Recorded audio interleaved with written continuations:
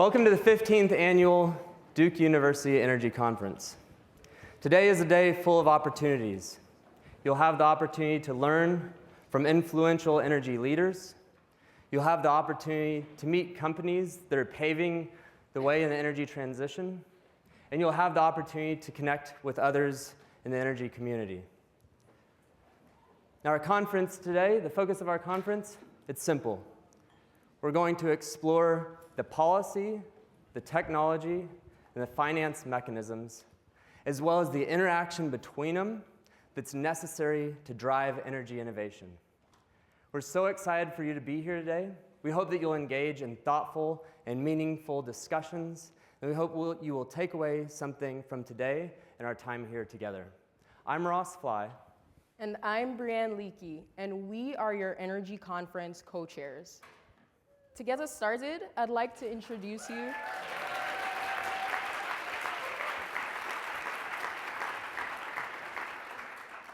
Thank you. To get us started, I'd like to introduce you to our Energy Conference Cabinet. Cabinet members in the audience, please raise your hands. Everyone, look around. These will be your guides for today's event. All of our Energy Conference Cabinet members will be wearing their name tags and the green ribbon marked staff beneath their name tag. So please don't hesitate to approach them if you have any questions, concerns, or anything else that you'd like to address. I'd also like to take a moment to extend our sincere appreciation to our conference sponsors. Sponsors, you are at the cornerstone of this event's success. You're enabling us to bring together the best and brightest minds to discuss the future of energy. And with that, I will give a brief introduction to Dr. Eric Toone and then welcome him to the stage for our introducing keynote. Dr. Eric Toone is the Chief Technical Officer for Breakthrough Energy Ventures. He leads the science, technology, and engineering across the platform. He serves on the investment committee. He's responsible for the overall technical direction of Breakthrough Energy. He's a past member of the chemistry faculty here at Duke University, where he was also vice provost and director of Duke's Innovation and Entrepreneurship Institute. He's the former director of the Department of Energy's Advanced Research Program Agency for Energy, also known as ARPA-E. And he has authored nearly 300 original papers and abstracts, is listed as an inventor on over 30 patents, and is founder of 3 venture-backed pharmaceutical companies. So with that, please join me in welcoming Dr. Toone to the stage.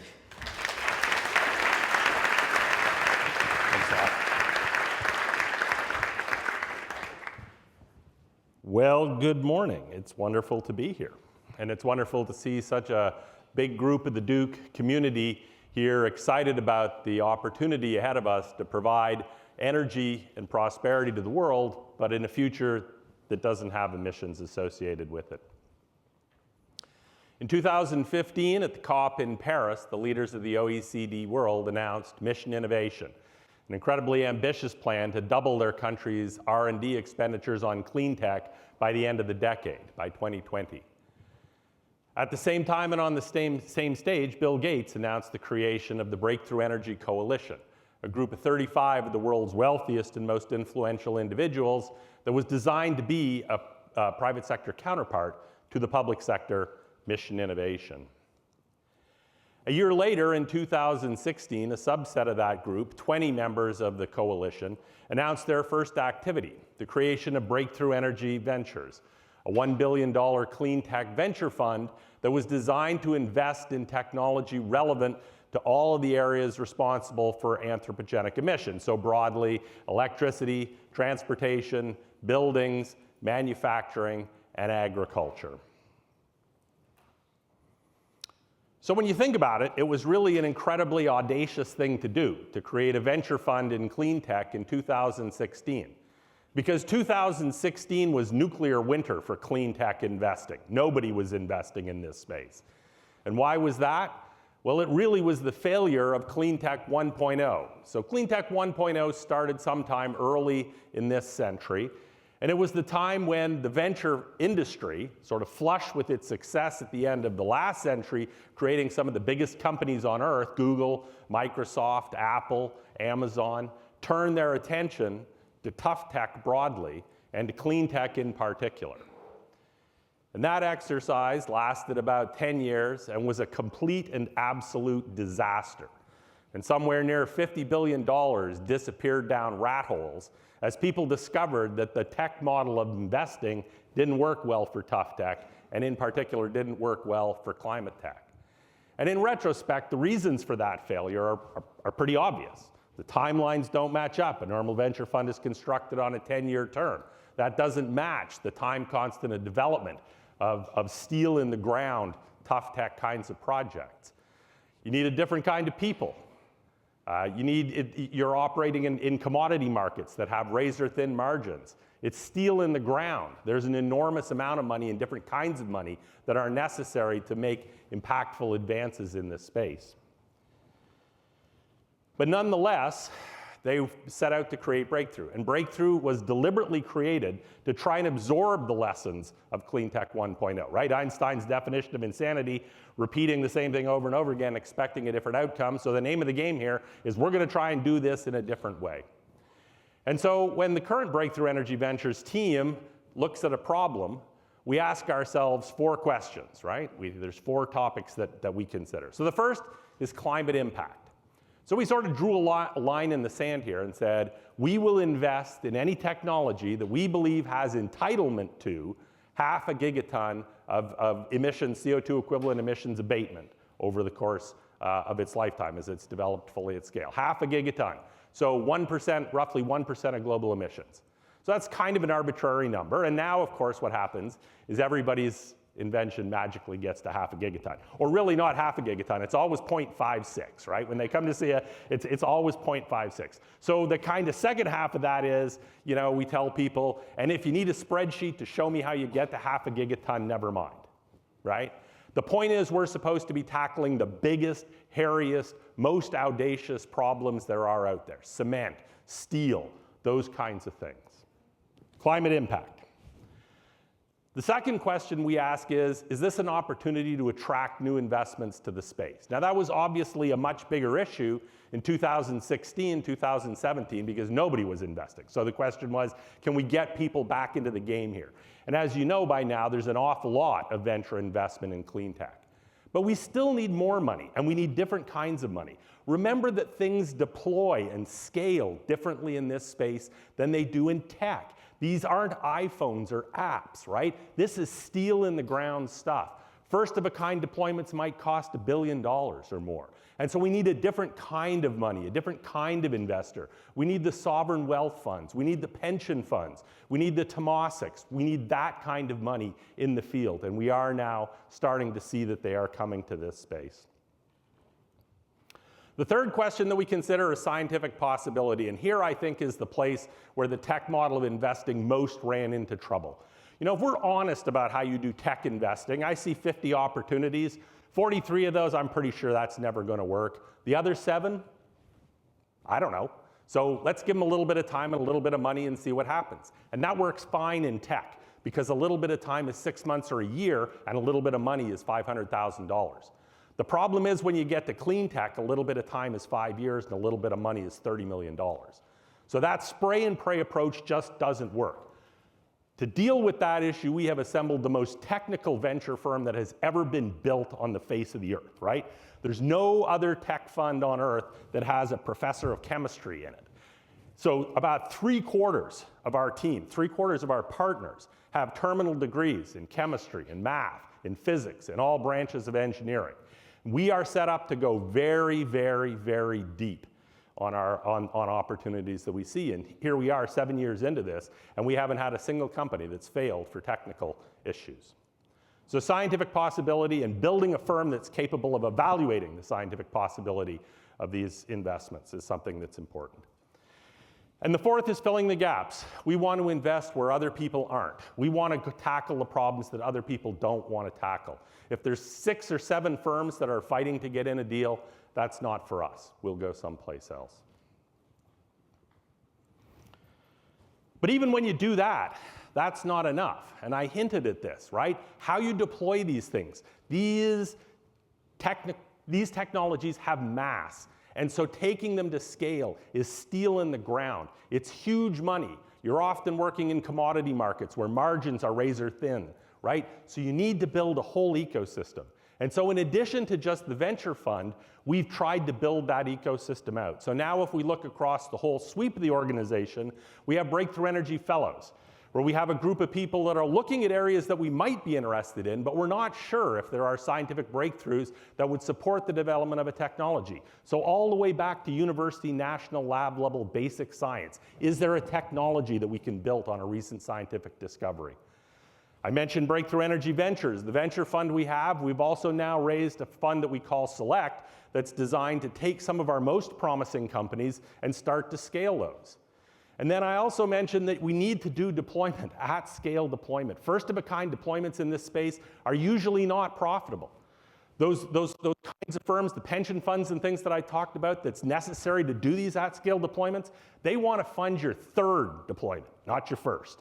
And so we built Breakthrough Energy Catalyst that provides concessionary capital to do those first-of-a-kind deployments and to start these technologies down their learning curves so that we can understand their ultimate cost entitlement. Energy, of course, operates in one of the most highly regulated markets on Earth. And so we have an energy policy and advocacy group headed up by Mike Boots that works with our companies to help them understand the nature of the regulatory structure that they're working in, and also helps to shape that regulatory structure to enable the deployment of the technologies that we're interested in. So we've tried to build a whole ecosystem to help these innovations grow up. So I mentioned 2016, the first fund was a little over $1 billion. We invested that, raised a second fund that was a little bit less than $1.5 billion. So by now, we have deployed about $2.5 billion.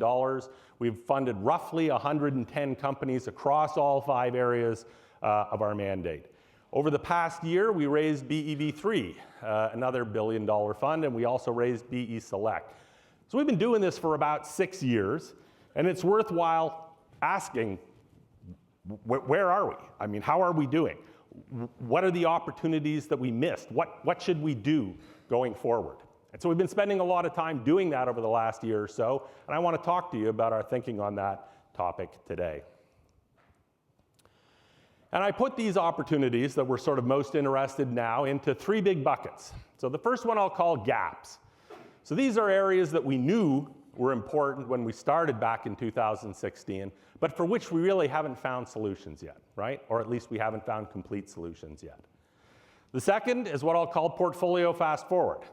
So the idea here is, what are the consequences of the investments that we've made? What are the consequences of deploying the technologies that we've supported at scale? What are the new investment opportunities that arise because of deployment of those investments?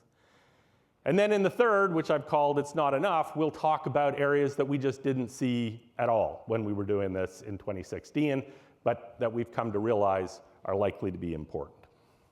So let's think about that. The turn of the century, in 2000, there was about 17 gigawatts of wind deployed globally. 2015, when we were spinning this up, was about 435 gigawatts of wind energy deployed globally. Now, today, there's something on the order of 900 gigawatts. But global energy generation is 7 terawatts, right? 1.7 terawatts just in the United States. It's sort of become vogue to imagine that a powerful way of decarbonizing is to electrify everything and then decarbonize the grid. Okay, that's fine. Electrifying everything and then decarbonizing the grid, how big would the grid have to be? By some estimates, we'd have to increase the size of the grid by fourfold.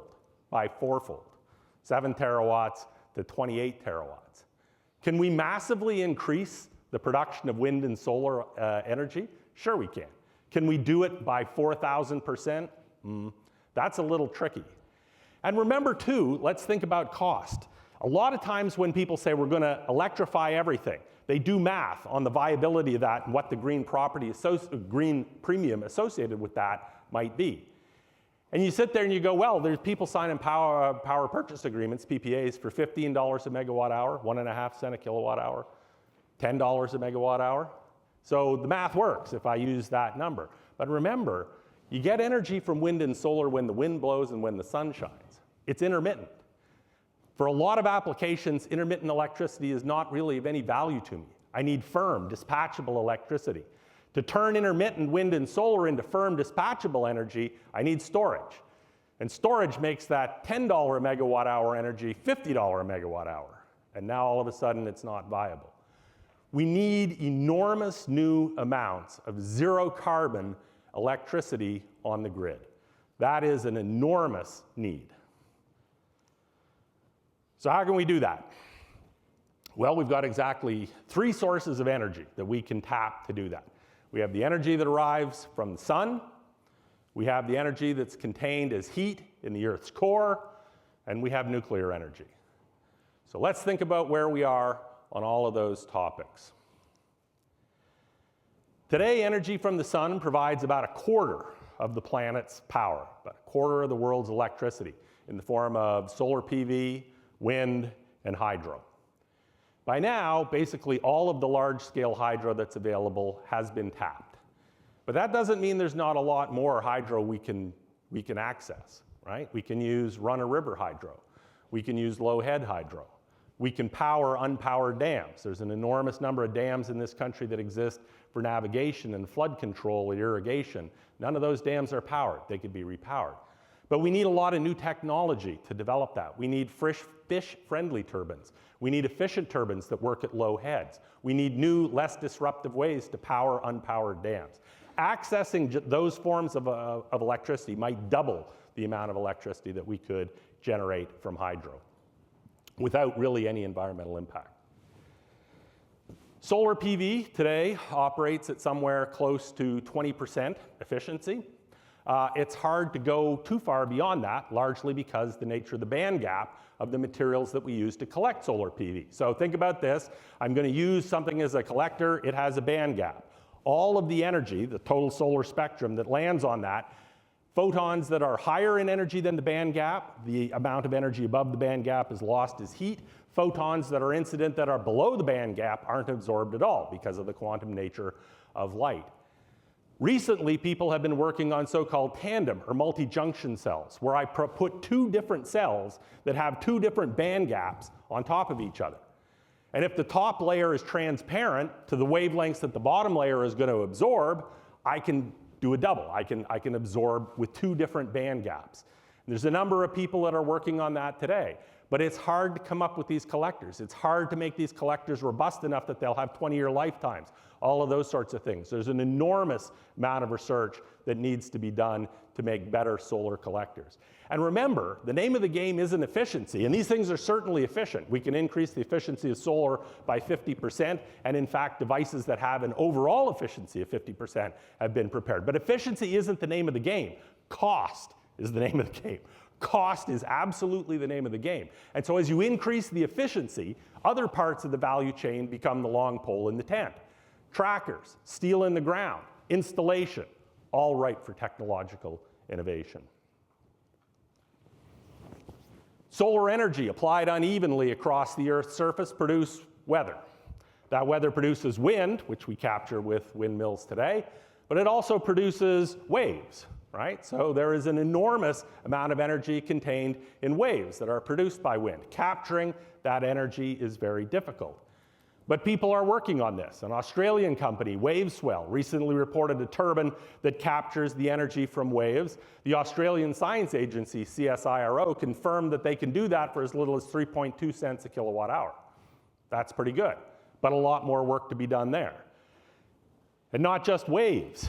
There's an enormous amount of energy contained in the currents that flow in the ocean. By some estimates, as much as 5 terawatts. 5 terawatts. Just in the Gulf Stream, there's as much energy as 21,000 Niagara Falls, more than 50 times the energy contained in all the Earth's rivers. But we don't have any technology that's capable of capturing the energy from ocean currents. And then finally, there's an enormous temperature gradient between the warm water on the surface of the ocean and the cold deep water. Ocean thermal energy conversion, or OTEC, could conceivably add as much as 7 terawatts to the global generating capacity. But we really have no way to capture that ocean thermal energy today. Another area that's enormously ripe for innovation. And then there's the energy that's contained in the heat, as heat in the Earth's core. We know that the way we get this out is with geothermal. Conventional geothermal requires three things. It requires heat, it requires porosity, it requires water. And if you have to look for places that have all three of those elements, the technical resource is really pretty small, probably something on the order of 50 gigawatts in the United States. Advanced geothermal, where I find rock that's hot, induce porosity and add water, massively increases that potential, and we're working on that today. That needs new drilling techniques. And drilling techniques that worked at high temperature, right, drilling really still doesn't work very well much above about 250 degrees Celsius, right? And so high temperature drilling would massively increase the resource of geothermal energy on Earth today. And then we have nuclear processes, okay? So nuclear processes convert very small amounts of mass into energy, according to Einstein's famous formula of E = mc squared. Because of the nature of that formula, the conversion of even very small amounts of mass into energy releases enormous amounts of energy. In fact, the conversion of just 1 ton of mass into energy would power the entire planet for a year. That is the appeal of nuclear energy, right? We can do nuclear energy in two ways. We can take a heavy nucleus and split it into 2 lighter nuclei, where the mass of the 2 lighter nuclei adds up to less than the mass of the nucleus that I started with. That is nuclear fission. Alternatively, I can take 2 light nuclei and fuse them together into a heavy nucleus, where the mass of the heavy nucleus adds up to less than the sum of the 2 light nuclei that I started with. Today, nuclear fission provides about 10% of the planet's energy. That number has been constant or even declining slightly, effectively since the time of 3 Mile Island. And the reason for that is after 3 Mile Island, the cost of building and deploying nuclear fission went up roughly fivefold. And so the problem with nuclear today is cost. And that cost is attributable to the nature of the reaction. Nuclear fission is dangerous. Nuclear fission is dangerous. The nuclei that I produce when I break a heavy nucleus into 2 lighter nuclei are radioactive, and they stay radioactive for millennia. They have to be stored for very, very, very long times. The nuclei that I produce are fissile and can be used to produce weapons. And because it's a chain reaction, I always have the danger of a thermal runaway, which is basically what happened at 3 Mile Island. It is our belief that the problem with fission is you're stuck in this paradox: waste, safety, proliferation. And there's no way out of that box. And so because it's inherently dangerous, it's inherently expensive. We have instead chosen to focus on fusion because it avoids all 3 of those problems. The radioactive nuclei that are produced are radioactive for decades, not millennia. They are not fissile, and they can't be used to build weapons. And it's not a chain reaction, and so there is no problem with thermal runaway reactions.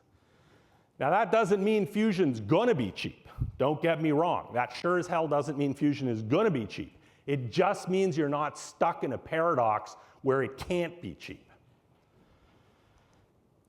Fusion, of course, happens at extremely high temperatures. I have to strip the electrons away from the nuclei and create a plasma. The temperatures that you need to do that at are too high to contain this in a physical vessel, right? It's millions of degrees. I can't contain it in a physical vessel. And so what I have to do is contain it in a magnetic field where it doesn't actually touch anything. The field of nuclear fusion advanced massively with the development of high TC superconducting tapes that can be fashioned into the magnets that build a plasma that I can work with. And today there are really 2, and we're supporting both of these companies, 2 that are especially attractive. So the geometry on the left is a tokamak. So this is the easiest magnet to build. This is the easiest kind of magnet to build, and it creates that spherical That spherical plasma. There have been over 200 tokamaks built and operated around the world by now, and many of those have been at or really could have gone above the breakthrough threshold for fusion. Again, what changed everything, when I build a device out of this tokamak using these high TC magnets, it would fit in this room, as opposed to ITER, which everybody has seen takes up acres and acres. The geometry on the left here, or on the right here, is called a stellarator. So this is a toroidal field, and there are reasons that you would want to use that instead of a tokamak. Basically, a tokamak is easy to build, but because of field instabilities, it might be hard to operate. A stellarator is really hard to build, but that toroidal geometry is much more stable. Last year in Germany, folks built a tokamak and operated it, and so we know now that with these new magnetic materials, we can build these things. But this is just the start. There's an enormous amount of work that needs to be done still to turn fusion into a practical reality. Once you've got a device and it's operating, that's not a power plant, so you have to think about how you're going to turn that into a power plant. And there are other designs: inertial confinement, laser-based fusion, all sorts of things, an enormous amount of technology that can be developed here that would provide huge amounts of electricity to our grid.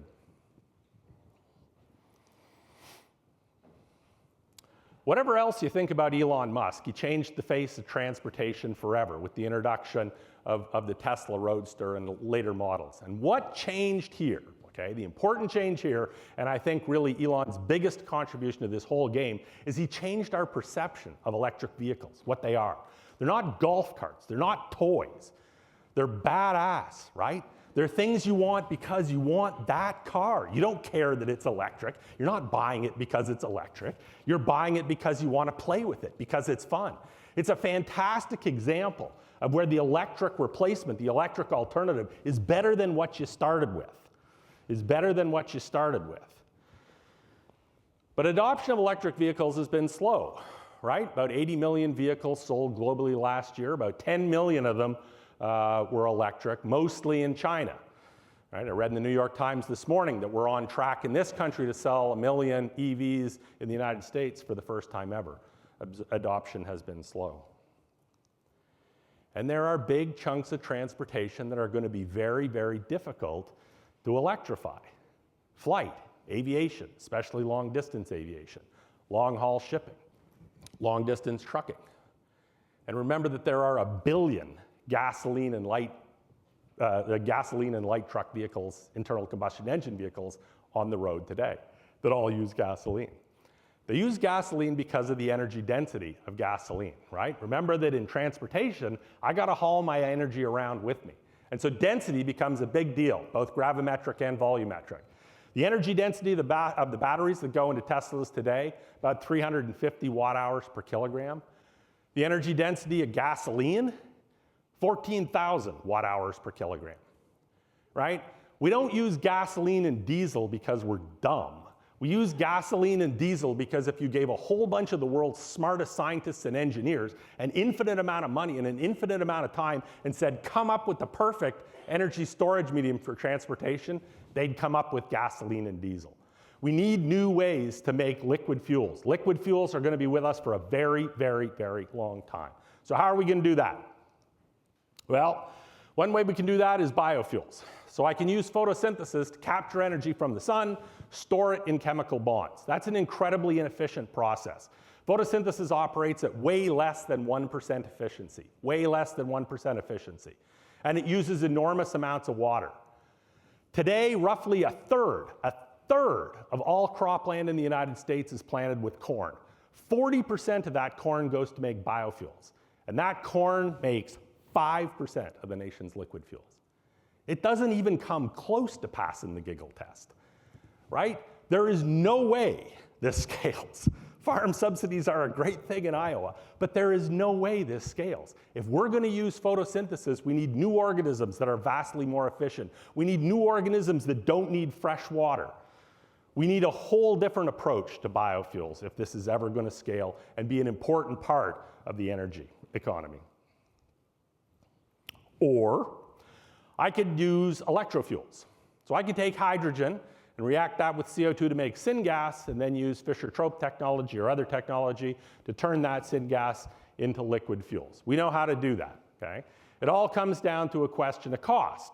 So let's think about what our cost targets are going to be if this is how we're going to do it. Well, the alternative to making liquid fuels, the alternative to making zero carbon liquid fuels would be to keep drilling stuff out of the ground the way that we do now, and then do post-combustion air capture. So what does that cost? Well, if I say long-term stable price of oil, $60 a barrel, put whatever you want in as a crack spread, $15 a barrel, and let's say $200 a ton to do post-combustion air capture of CO2. That gets you to $4 a gallon. Okay, so that's what my price target is going to be. If I say I'm technology agnostic, I just want to do this the cheapest zero carbon way that I can do it. Well, all right, so if I'm going to make zero carbon fuels, bioelectric fuels, I still got to do the air capture CO2 because I need my carbon from someplace. So $200 a ton, that's about $1.50 a gallon. The energy content of a gallon of gasoline and a kilogram of hydrogen are almost exactly the same. Okay, it's a sort of a useful statistic. So you're going to need a little bit more than a kilogram of hydrogen. Well, how am I going to make my hydrogen? If it's going to be zero carbon, electrochemically, I'm going to use electrolyzers to make it. Okay, it takes 52 kilowatt hours to make a kilogram of hydrogen electrolytically. If I'm paying 2 cents a kilowatt hour for my electricity, there goes another buck.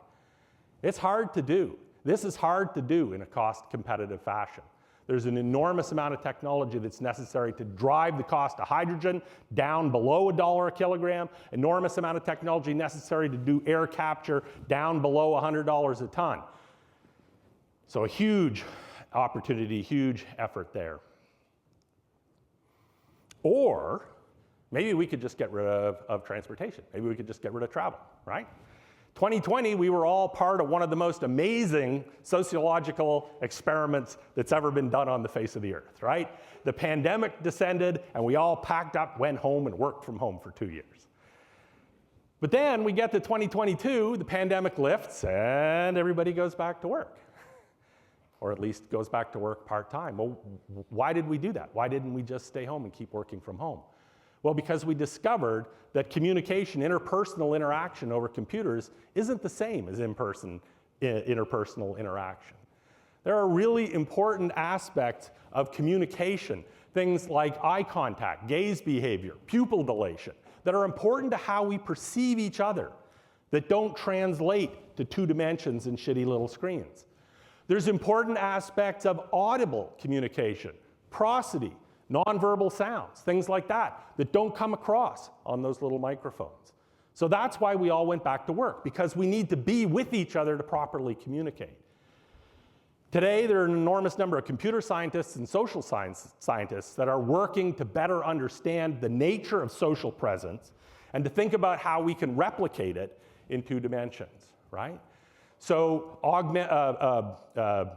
augmented reality, virtual reality, all of these kinds of things, the immersive internet, the metaverse, will be incredibly important to improving the way that we replicate that social interaction and obviate the need for travel by allowing us to do more effective at-distance communication.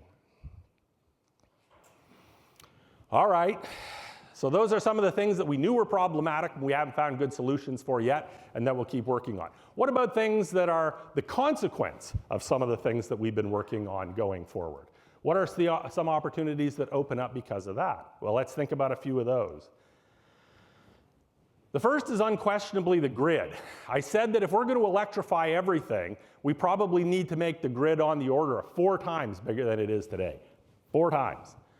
That means massive expansion of the grid. The grid today is a bunch of dumb wires hung on poles. We attach loads, generation gets dumped onto them, and the electrons just magically find their way inductively by the path of lowest resistance to where they go. There's no single agency that's responsible for the operation of the grid. No single agency that's responsible for the maintenance of the grid. We can't even model the grid today. We don't even really know how it works. The grid of tomorrow will look nothing at all like the grid of today. We need massive new amounts of generation. You know, I read the other day somebody suggested that we may need as much as 80 million kilometers of new or refurbished transmission by 2040. 80 million kilometers. That's to the moon and back 100 times. How are you going to do that? We can't permit transmission in Vermont, for crying out loud. We need new conductors that carry vastly more energy than the conductors that we use today. We need wireless transmission. We need a whole new generation of power electronics to control those flows. IGBTs, IGCTs, ETO thyristors, MOSFET switching devices, faster switches, switches that work at higher voltage and higher current, elements that work near the edge of the grid, autonomous restarts of the grid. Whole new set of generation that needs to be created and deployed to build out the grid of the future. Let's think about another consequence of electrifying everything. Another massive consequence of electrify everything is, where are we going to get the elements that we need to do it? Right? There's been a massive increase in the use of lithium for the development of lithium-ion batteries, and the price of lithium recently rose 6-fold over a 15-month period. Right? Important suppliers like Bosch have started warning against an over-reliance on lithium-based devices. Where are we going to get that? And it's not just lithium.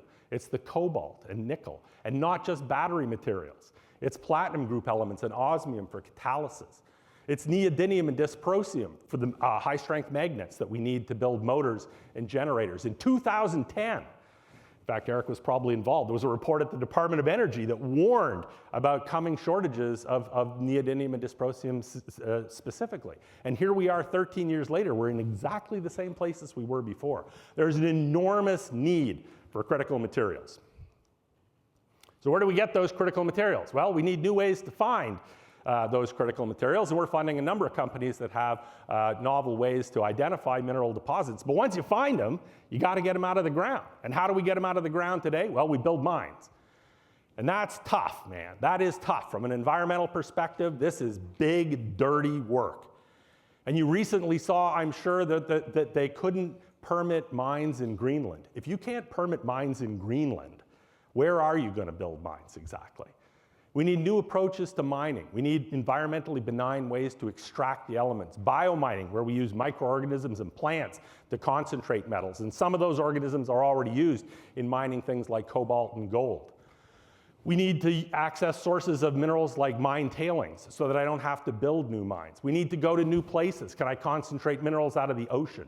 I'm sure many of you have seen these polymetallic nodules that sit on the bottom of the ocean floor in the Pacific. China is working hard to access those because they may be important sources of minerals.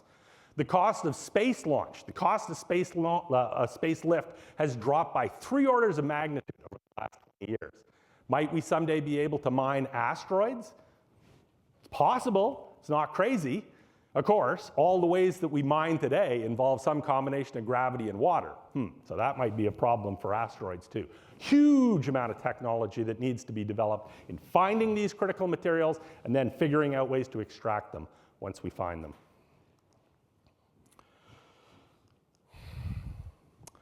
And while we're thinking about big industrial processes, about half of all the energy that we use in our society is as heat. Okay? Half of all the emissions that come from industry are from heat. A lot of that heat, a little bit more than half, is at relatively low temperature, below about 400 degrees Celsius. At those temperatures, you can develop high-efficiency heat pumps and things like that to electrify the production of that heat. But a third of industrial processes operate above 1,000 degrees C, and some, like glass, operate above 1,400 degrees C. That's tough to electrify. That is really tough to electrify. And we are both blessed and cursed to live in a geography that has enormous quantities of incredibly cheap natural gas, right? At $3 a million, if you were going to electrify 1,000-degree heat and have it cost competitive with $3 a million natural gas, 2 cents a kilowatt hour is what you need for electricity. And that's firm, right? A process that's operating at 1,000 degrees can't get turned on and off. It needs to run full time. Electrifying heat is one of the toughest problems that we have, but it's a huge contributor to emissions, and we have to figure out how to get that done. Yeah, and so then while we're at it here too, this one, like The hardest thing there is to do in the whole energy game is to wrap your head around the concept of scale. We do energy that dwarfs, at scales that dwarf any other human activity. And it's almost literally impossible to comprehend. So I collect these little vignettes to try and impress on people what we mean when we talk about scale when we're talking about energy. And this is one of my favorites.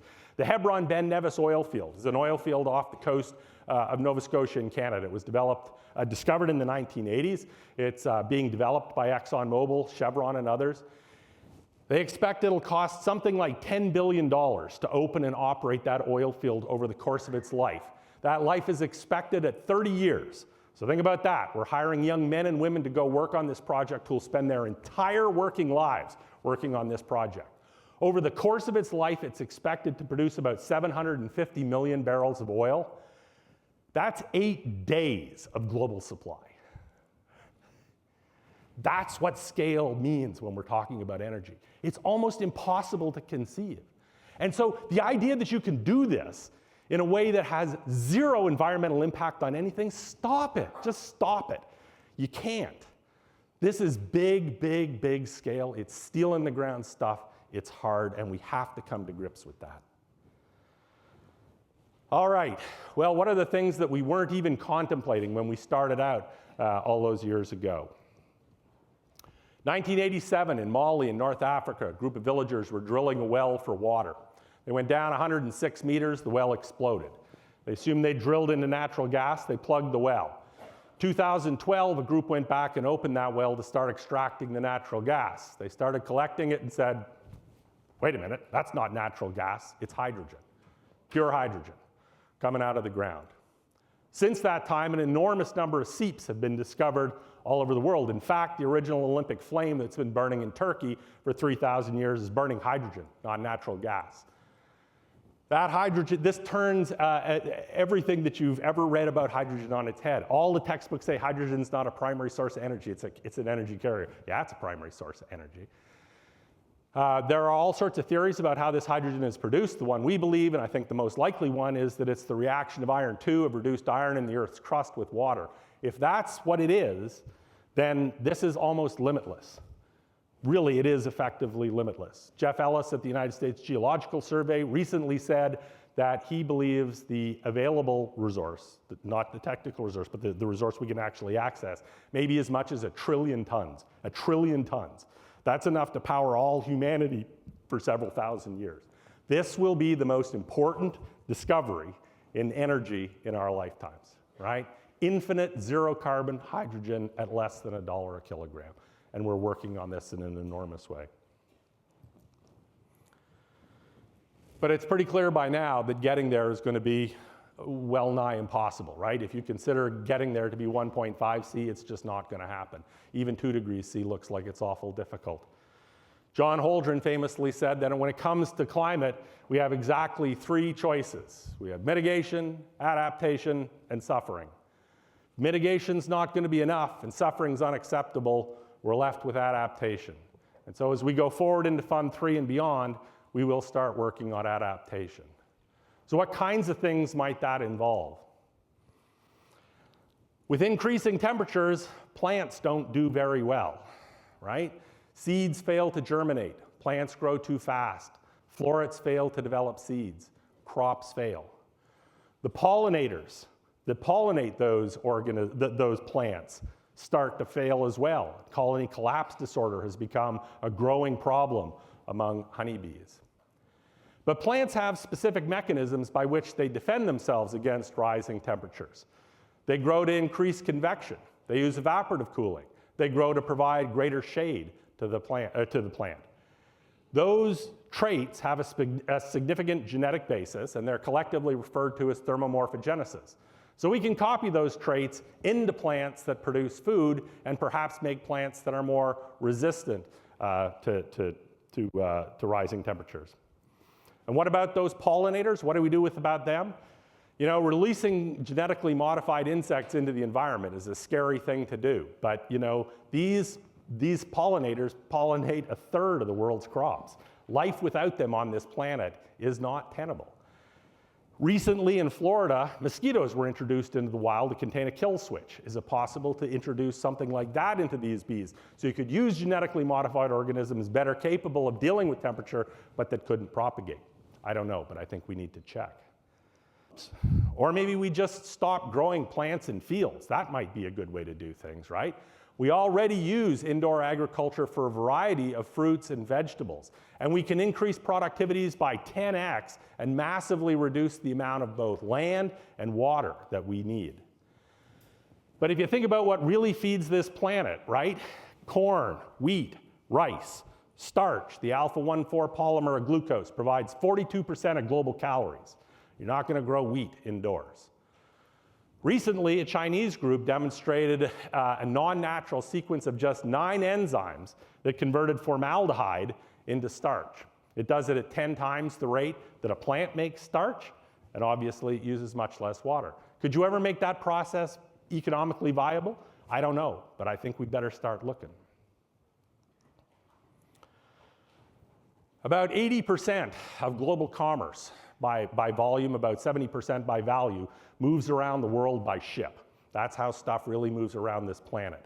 That activity is supported by a group of about 2,000 ports that load and unload these ships and deliver them to the consumers. Many of our most important cities have grown up around those ports. By nature, they obviously have to be close to the water. Most of these ports are designed to stand a 100-year event. But when 100-year events start happening every 2 years, and the definition of a 100-year event changes massively, we have to really rethink the way that we do this. We have to rethink supply chains. We have to build new technology. We need cranes that can withstand higher winds. We need doors that protect ports from oceans. We need slope and hill erosion control. We need new warning systems, all sorts of new technology to deal with the fact that the way we move things around the planet is going to become untenable quickly. And then finally, and this again is one that I'd really like you to take away, we have to figure out how to make these technologies available in the developing and emerging world. Emissions is not an OECD problem. Emissions in the OECD world have been steady or even declining over the last few years. Where this whole thing explodes is when the non-OECD world seeks OECD standards of living, and they will do it. And if we don't provide them an alternative without a green premium, they're going to do things exactly the same way that we did, right? As people acquire wealth, they want the things that produce emissions. As people acquire wealth, they want shelter. And so in just 3 years, between 2011 and 2013, China used more cement than the United States did in a century. And that'll happen in every geography as people seek shelter. As people acquire wealth, they want calories. They want meat.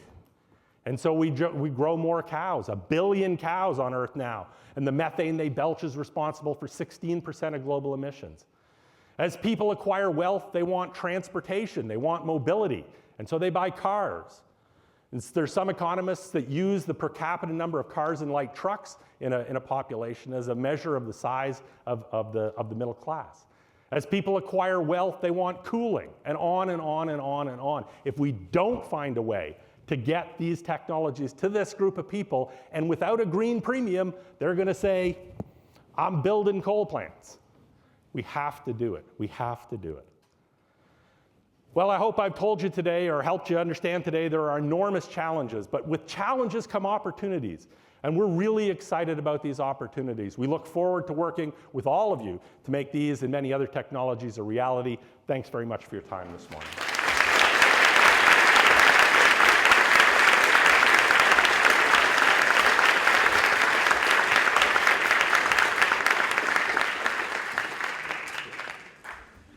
I think we have time for a question or two.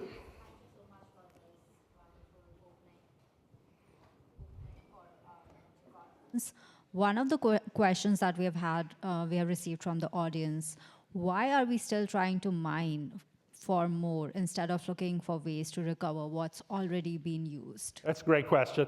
That's absolutely a great question. And reusing materials is something that we absolutely have to do. We are investors in a company called Redwood Materials, J.B. Strobel, who came from Tesla, that is working to recovery battery materials. So yes, 100% we have to keep doing that, but we still need a vast array of new sources of material, yes. Well, thank you for answering that question. Another question that we have received is, why does the geothermal energy work, and what are some of the challenges that is stopping ocean thermal energy from becoming more feasible? Okay, so a couple of questions in there. So, what I need from geothermal is basically heat. If you think about most of the ways we make electricity, we take heat, we use heat to run turbines, rotating machinery, drives generators, and produces AC current. So what I need from geothermal is heat. Okay? If I'm in a power plant, the steam that I use in a power plant is probably going to be 550, 600 degrees Celsius. Pretty much the hottest material I can get out of the ground in geothermal is on the order of 200 or 250 degrees C. So I don't have very much heat, and that means the efficiency of generation is necessarily lower. What we need more than anything, it's not like we don't know where hot rock is, we just don't have technologies that are capable of operating, drilling in hot rock. So new drilling technologies that are compatible with high temperature are something that we need. OTEC is a great one on paper, but there's a couple of problems with OTEC. First of all, the distances you're talking about moving water are kilometers, right? The distance between the warm surface and the deep, cold ocean are kilometers, right? So that's definitely an issue. And then the ocean is just an incredibly inhospitable environment to operate in. It's really, really, really hard. And so, we need a lot of technology to make OTEC a practical reality. And we can take one more question. How do we get the major oil companies to adopt emerging low-carbon technologies that don't have proven supply chains or economies of scale? Yeah. So, it may be heresy, but, we really believe that the major oil companies are going to be important players in this transition. And the reason that I say that is because oil companies are some of the very few people on earth who understand what scale means and who know how to operate at scale. And so we work very closely with ExxonMobil. We work very closely with Shell.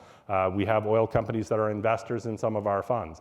I don't believe that the oil companies are necessarily wed to continuing on with legacy resources, but they do understand the realities of doing this at scale and what it means. And so we need to offer practical technologies to them, and I think that they can be important partners in scaling those technologies.